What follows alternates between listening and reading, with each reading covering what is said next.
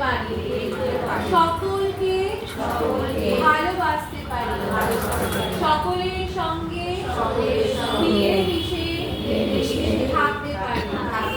কখনো যদি মনে হয় আমার প্রতি কেউ অন্যায় করছে, সেই ঈশ্বর তুমি তাকে রক্ষা করো, তার মনে এবং প্রাণে বুদ্ধি বিরাজমান হোক, তার ভালো হোক, সকলের ভালো হোক, এই পৃথিবী আনন্দময়, আমরা আনন্দ করে বাঁচবো, আমরা সব সময় মুখে হাসি নিয়ে থাকতে, আমাদের কোনো দুঃখ নেই, কোনো কষ্ট নেই, আমার আত্মা আনন্দময়।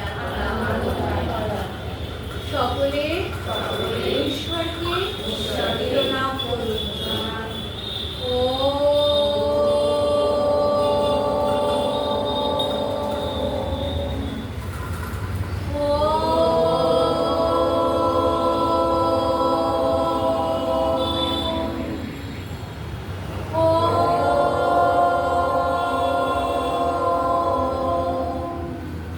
নিজের দু হাতের তালু চোখে ভালো করে মাখুন, আস্তে আস্তে চোখ খুলুন, একদম আস্তে আস্তে। এবার আমাকে বলুন, আপনি কি আপনার ভগবানকে দেখতে পেয়েছেন?